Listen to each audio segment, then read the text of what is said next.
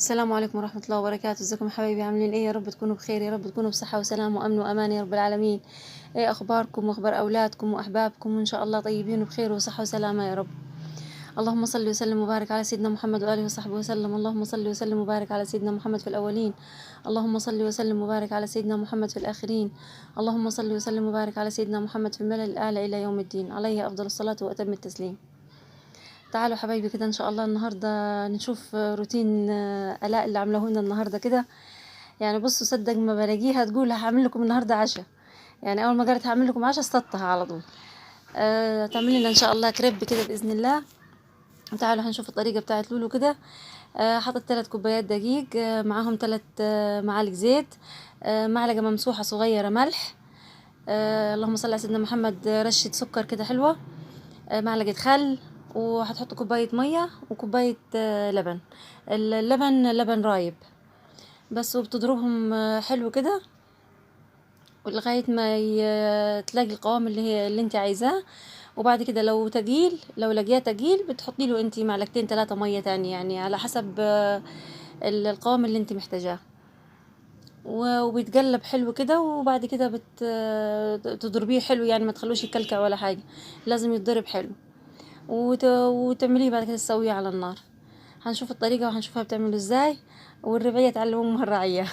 انا ماليش في الكريب وماليش في الحاجات دي، بس هي اول ما تقول انا اعمل لكم كريب بقول لها يلا على طول، احضر لها الحاجات وبس، بقف اساعدها يعني. اقف اساعدها كده، اعمل لها الخلطة، اعمل لها الحاجة كده كده اللي تحتاجه، وابقى انا ايه واقفة جنبيها بتعلم منها واعمل لها الخلطة. وبرده كمان بنحطوا بيضة في الخلطة برضو، وبيتضربوا حلو كلهم كده. بصي اهم حاجة طريقة الضرب، يعني بياخد وقت الصراحة، يعني عشان خاطر يتربى حلو كده ويبقى سايل ومش مش مكلكع ولا فيهوش كلاكيع ولا فيهوش اي حاجة، وبيبقى حلو كده ملمسه ناعم وجميل. المهم انا بقى المقادير كلها بتاعته هكتبها لكم ان شاء الله في صندوق الوصف.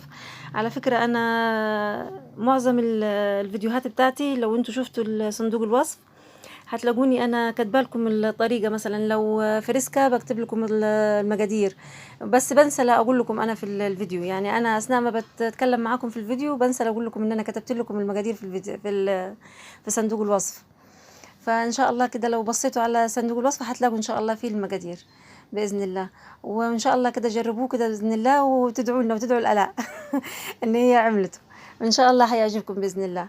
انا هنا رحت عملت لها الخلطه، قطعت البصله وكنت مجهزه اللحمه المفرومه، وقطعت لها الفلفل الاخضر وسويتها على النار. قلبت البصله الاول في السمنه والزيت، وبعد كده نزلت عليها باللحمه المفرومه، وبعد كده حطيت الشطة دي آخر حاجة، الفلفل الأخضر يعني آخر حاجة، وبعد كده التوابل عليها. هنا ألا هو بتسوي الكريب على، طبعا لو عندك جريلا ماشي، اللي عندك. احنا طاسة تيفال زي ما انتم شايفينها، بتعبي المغرفة كده وبتكبها على طول. بتكون ماسحة الطاسة طبعا بالزيت بالسباتيولا أو بالفرشة، وبعد كده بتحط الخليط، بتعبي المغرفة وتصبها على طول، توزعها عليها كلها. ولو الغرفة بتاعتك صغيرة بتحطي تاني برضو، يعني حسب الطاسة بتاعتك سواء كبيرة أو صغيرة، بتوزعي بيها بحيث ان الطاسة كلها تتملي كده ويبقى خفيف، ما يبقاش متراكم في النص وتقيل. والنار ما تبقاش عالية برضو، يعني بنبقى موطين النار شوية، لان البوتاجاز بتاعي بيبقى عالي في الجناب وكده، يعني قد ما تسخن الطاسة بروح بوطيه بعد كده، يبقى على نار هادية، ونستنى عليها لغاية ما تنس كده من تحت، ونحاول نعملها بالجناب، يعني تشوفيها بالمعلقة في الجناب. وبعد كده بتقلبيها تكمل سواها، وهكذا يعني لغاية ما تخلصي الكمية كلها اللي معاكي.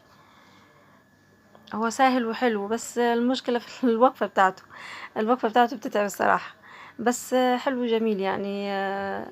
يعني بصي انتي شوفي كده، انتي لو رحتي مطعم وجبتي الكريب، شوفي الساندوتش منه بكام، يعني ممكن بأقل إمكانياتها زي ما انتم شايفين تعمليه ببيتك. يعني أنا ممكن مرة قبل كده عملناها بجبنة وبطاطس مقلية وكلام زي كده، وحشناها برضو، حشناها جبنة وبطاطس مقلية كده. كان قرداحي يعني زي إحنا ما بنقوله كده، أو ممكن برضه تعمليه بشاورما فراخ، على حسب يعني على حسب الخلطة اللي عندك، على حسب الخلطة اللي عندك وتعمليه. أوفر من الجاهز، أوفر من بتاع برا وعلى إيدك وحاجة نظيفة وأنتِ عاملاها بإيديكِ، بس صراحة طعمه يعني خطير، وأهو زي ما أنتم شايفين مش بيتقطع ولا يلكلك ولا أي حاجة، مفرود وحلو جميل خالص. بعد كده وحطينا حبة بطاطس برضو على النار تتقلي، وبعد كده بقيت تلفوا على يعني بقيت تحشي وتلفوا. أنا أحب الرول اللي زي كده، فعملت شوية رول وشوية طبقة الكريب يعني، الطبقة اللي هي بتبقى في المحلات اللي هي بتاعت الكريب.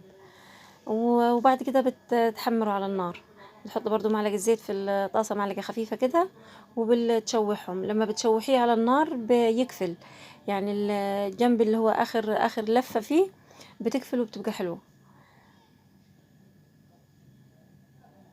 وطري الصراحة، يعني خرافة، طعمه جميل خالص.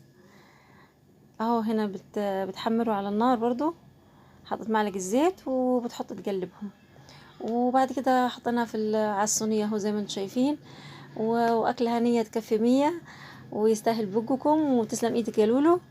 ويلا وربنا يخلي لكم اولادكم يا رب، ويخلي لي بناتي، ويخلي لكم حبايبكم، وما يحرمكم منهم ابدا يا رب. واللي مش معاه ربنا يكرمه ويديله يا رب، ويحن عليهم ربنا بمحنته القوية ان شاء الله، ويعطيهم من فضله يا رب، اللهم امين يا رب. وكل اللي نفسه في حاجة يا رب يديها له يا رب، ويعطيها له يا رب، اللهم امين يا رب العالمين. وحبايبي، ده كان الفيديو بتاعنا ان شاء الله، يا رب كده يكون عجبكم، وما تنسوناش في التعليق واللايك والاشتراك. واشوف وشكم على خير ان شاء الله مع اكلة جديدة من لولو، واكلة حلوة ان شاء الله مع ام البنات. واشوف وشكم على خير، ولا اله الا الله، سيدنا محمد رسول الله.